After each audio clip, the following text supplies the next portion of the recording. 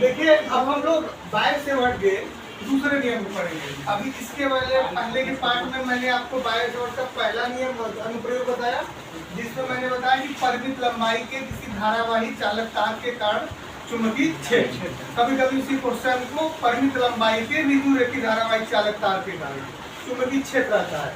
कई बार एग्जामिनेशन में पूछा गया। ये उससे भी साथ में इसके बाद एक है वृत्ताकार कुंडली के केंद्र पर, यहाँ पर हम पढ़ रहे हैं इसके अक्ष पर।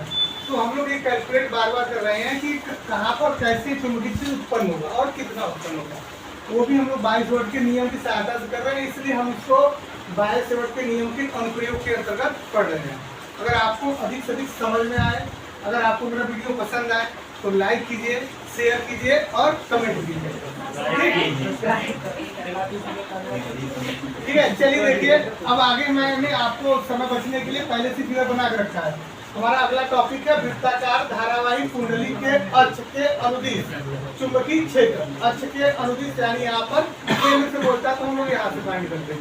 यहाँ पर अक्ष के अनुदिश ध्यान दीजिएगा, यहाँ से है हमारे पास एक वृत्ताकार कुंडली है जिसकी त्रिज्या क्या है, ए है। तो हम लोग लिख लेंगे कि माना एक वृत्ताकार कुंडली की त्रिज्या ए एवं उसमें प्रवाहित धारा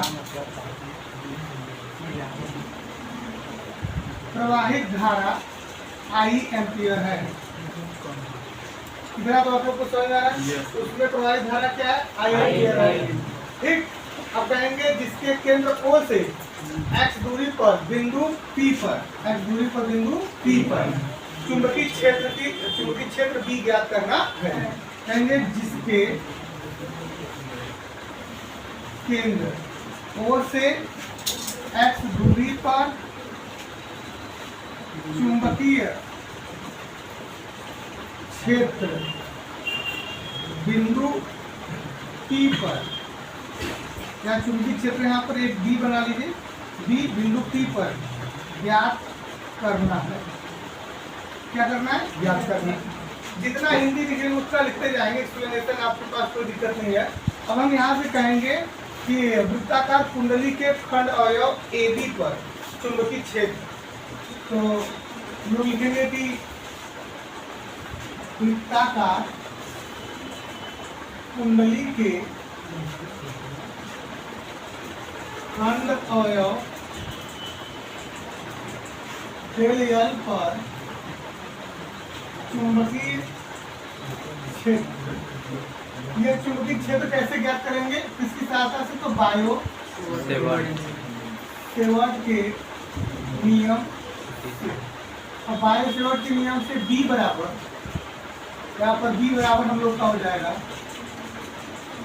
mu naught 4 pi I del L sine theta.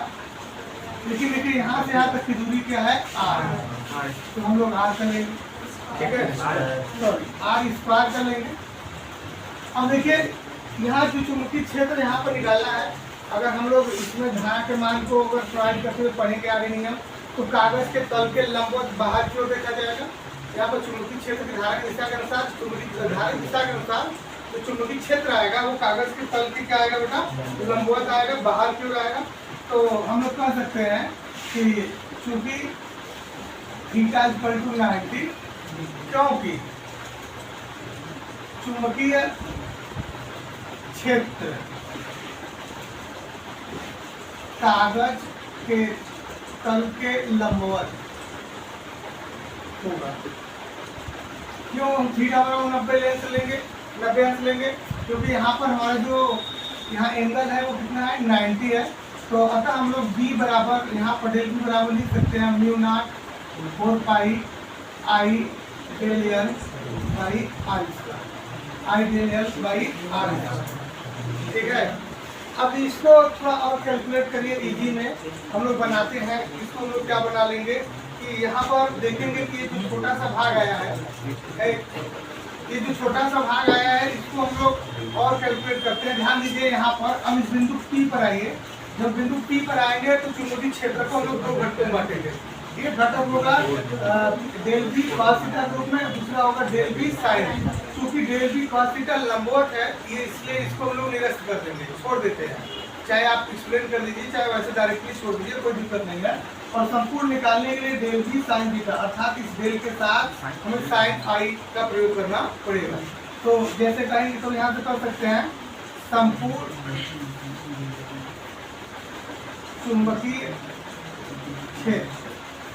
संपूर्ण चुंबकीय क्षेत्र को B बराबर लिख सकते हैं del B sine phi, sine phi. अब यहाँ देखिए डेल बी की वैल्यू पुट कर लीजिए, mu naught 4 pi I del L by R square sine phi. यहाँ से फाई एंगल है। फिर एक बार देखिए इसको क्या लिख सकते हैं, साइन फाई बराबर क्या लिख सकते हैं, लंब बटे के कर्ण। तो लंब बटे के कर्ण, लंब हमारा क्या हो जाएगा ए, कर्ण क्या हो जाएगा आर। ठीक, तो कहीं ना कहीं हम चूंकि साइन फाई बराबर लंब ए बटे के कर्ण आर, ए बाई आर। अब इसको यहाँ पर पुट कर दीजिए। ठीक है, जब हम लोग पुट यहाँ पर करेंगे तो b बराबर म्यू नॉट 4 पाई। देखिए b बराबर क्या पाएंगे, mu naught 4 pi I del I R square. बाहर आएगा साथ साथ क्या आ जाएगा a, बचेगा अंदर क्या, केवल डेल समाकलन के साथ। तो हम लोग यहाँ पर आई बाई आर क्यूब, ठीक, इंटू ए, और यहाँ बचेगा डेल एल। अब देखिए डेल एल क्या है, आप चाहे तो मैथमेटिकल कंसेप्ट से आप चाहे अपनी भाषा समझ लीजिए, इसकी पूरी लंबाई है, वृत्ताकार कुंडली के अक्ष की पूरी लंबाई। ये छोटी सी लंबाई डेल एल थी कि ऐसे ये लंबाई परिधि जिसे कर सकते हैं। तो यहाँ पर चूंकि हम लोग लिख सकते हैं कि डेल एल बराबर क्या होगा 2 पाई आर, 2 पाई आर। आर की नहीं होगा, यहाँ पर क्या हो जाएगा 2 पाई ए, क्योंकि क्षेत्रफल इसका त्रिज्या कितना है ए। तो इसको लिख सकते हैं b बराबर mu naught 4 pi I R cube into 2 पाई ए। इसको कैंसिलेशन करेंगे, यहाँ 2 आएगा। b बराबर म्यू आई ए स्क्वायर बटे के 2 आर। अब आर की तो वैल्यू देखिए यहाँ पर इस यक्ष के पद में कैसे निकालेंगे, ये भी चेक कर लीजिए। तो हम पाइथागोरस प्रमेय लगाएंगे, तो हम लोग इसको लिख सकते हैं चूंकि आर स्क्वायर बराबर, चूंकि आर स्क्वायर बराबर x square plus a square. फिर अगर हम आर बराबर करेंगे तो x square plus a square. अगर यहाँ देखिए ये यहाँ पर इसका मतलब कितना हुआ, a बटा 2। अब देखिए लेकिन हमको यहाँ पर क्यू का मान निकालना है। जब हम यहाँ पर 3 रखेंगे तो ये हो जाएगा x square plus a square, यहाँ पर 3 बटा के 2। हम ये वैल्यू यहाँ पुट कर लेंगे। तो b बराबर mu nought I a cube upon x square plus a square whole के पावर 3/2। ठीक है, क्या हुआ, कहाँ बताइए आप क्यूब को आ रही है, बताइए।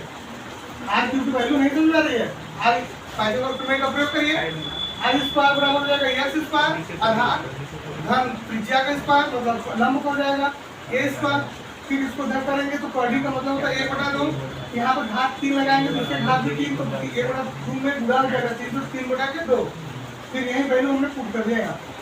तो ये हमारा ये हमारा कहने की एक सूत्र बन गया। इसमें हम कंडीशन बना सकते हैं कि जैसे क्या हो जाए कि x बराबर 0 हो जाए, कहेंगे जब x बराबर 0 होगा, ये 0 होगा तो यहाँ से ये 2 बढ़ जाएगा। ये b बराबर हमारा आ जाएगा mu nought I a cube बटा के a क्यूब, यहाँ 2 छूटा हुआ है तो 2a क्यूब ए स्क्वायर, यहाँ पर ए स्क्वायर है ना। अब यहाँ से 1 को 1 कट जाएगा, 1 को बच जाएगा। b बराबर mu nought I by 2a।